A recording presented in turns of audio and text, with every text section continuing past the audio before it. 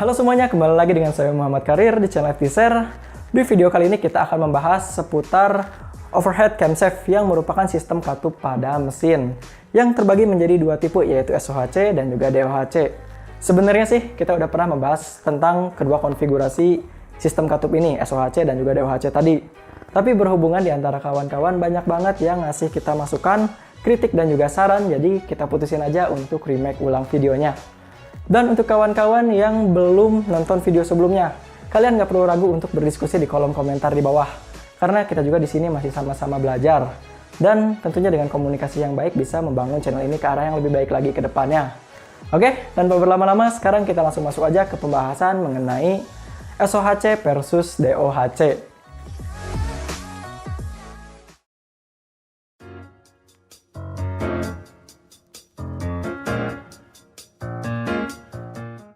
Pada saat ini, mesin yang menggunakan sistem katup atau yang dikenal dengan sebutan overhead camshaft merupakan mesin 4 tak atau 4 stroke yang paling banyak diproduksi dan digunakan baik dalam penggunaan industri dan penggunaan umum.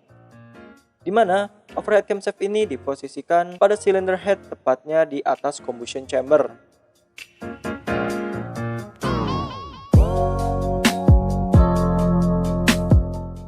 Dan sebenarnya selain overhead camshaft ada juga overhead valve engine atau yang kita kenal dengan sebutan OHV atau sebutan Indonesianya OHV. Tapi di video kali ini kita belum akan membahas mengenai OHV. Kita hanya akan fokus untuk mengulang tentang overhead camshaft. Overhead camshaft terbagi menjadi dua desain atau dua konfigurasi, yakni DOHC dan juga SOHC, DOHC dan juga SOHC. Untuk SOHC atau Single Overhead Camshaft ditemukan pada tahun 1902. Sedangkan untuk DOHC, Dual Overhead Camshaft ditemukan pada tahun 1911 oleh Peugeot, yang mana konfigurasi DOHC ini berhasil memenangkan kompetisi Grand Prix 1902. Bahkan, kedua desain valve ini masih terus dikembangkan hingga sekarang, karena dianggap masih memiliki potensi untuk terus dikembangkan, baik dari sisi efisiensi penggunaan bahan bakar dan juga dari sisi performa mesin.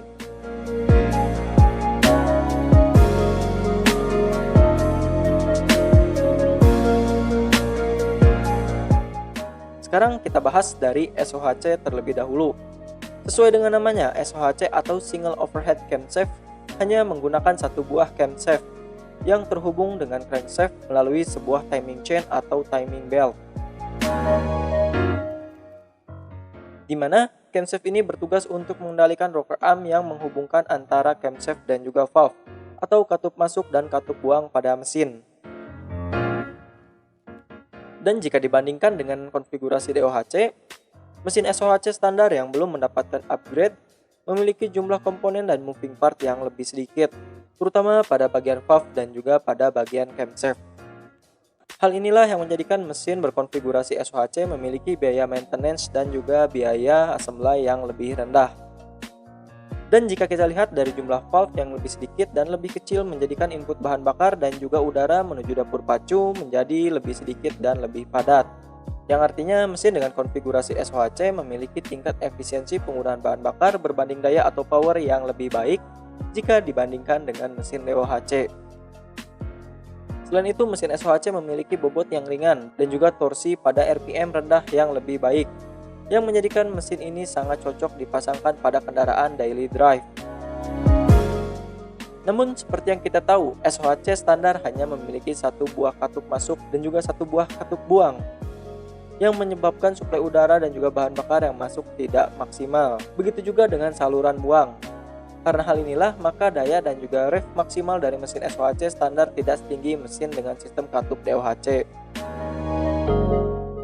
Untuk menanggulangi hal ini, maka SOHC dikembangkan dengan cara memperbesar diameter katup dan juga saluran intake dan exhaust hingga mendekati lingkar luar dan juga diameter tengah pada combustion chamber. Sebagai sampel perbandingan, jika diameter silinder 50 mm, pada mesin SOHC standar yang memiliki diameter katup masuk 18,71 mm dan tinggi bukaan 4,98 mm, maka didapatkan luas permukaan masuk 292,572 mm persegi. Dan jika diameter katup diperbesar hingga mendekati titik tengah, kita ambil contoh diameter valve menjadi 26,49 mm maka jumlah luas permukaan masuk yang dihasilkan pada mesin SOHC ini menjadi 414,23 mm persegi, yang artinya luas katup mendapatkan peningkatan sebesar 45,1%. Tidak hanya sampai di sana, pengembangan pada mesin SOHC pun terus dilakukan dengan cara memodifikasi pada bagian rocker arm menjadi bercabang, yang memungkinkan konfigurasi SOHC dapat mengendalikan 4 katup pada setiap silindernya. Sebagai contoh, jika lebar setiap katup masuk bisa mencapai 20,51 mm, maka luas permukaan masuk dari penjumlahan yang kita dapatkan adalah 320,719 mm persegi. Dikali 2 buah katup menghasilkan total luas permukaan masuk hingga 641,438 mm persegi, yang artinya ada 119,2% peningkatan luas permukaan masuk jika dibandingkan dengan mesin SOHC standar, yang mana dengan upgrade 4 katup ini tentunya akan menjadikan performa pada mesin SOHC bisa menyaingi mesin DOHC. Namun hal ini memiliki dampak negatif, karena dengan penggunaan rocker arm bercabang ini akan menghapus kelebihan sebelumnya pada mesin SOHC, yakni penurunan efisiensi penggunaan bahan bakar. Dan di samping itu, dengan tetap menggunakan rocker arm menjadikan mesin ini memiliki suara mesin yang lebih kasar dan juga rev maksimal yang tetap lebih rendah jika dibandingkan dengan mesin DOHC dalam ajang kompetisi. Untuk menanggulangi hal ini, maka diciptakanlah teknologi variable valve timing. Kita ambil VVA sebagai sampel. Kita belum pernah nih membahas variable valve timing khususnya VVA ini. Tapi secara singkat, VVA berfungsi untuk mengatur tingginya atau durasi bukaan dari valve. Teknologi ini dapat menjadikan rocker arm 4 katup memiliki tingkat daya yang maksimal pada putaran puncak dan juga torsi yang baik pada putaran bawah. Dan kelebihan lainnya adalah tingkat efisiensi penggunaan bahan bakar yang lebih baik. Selain pada mesin 4 katup, konfigurasi VVA juga bisa diterapkan pada mesin SOHC yang hanya menggunakan 2 buah katup. Namun, seiring semakin berkembangnya dan juga penggunaan moving part yang semakin banyak serta teknologi yang lebih tinggi, menjadikan mesin SOHC yang mendapatkan banyak penyempurnaan ini akan memiliki biaya produksi komponen yang tinggi, biaya assembly yang tinggi, serta biaya maintenance yang lebih tinggi juga.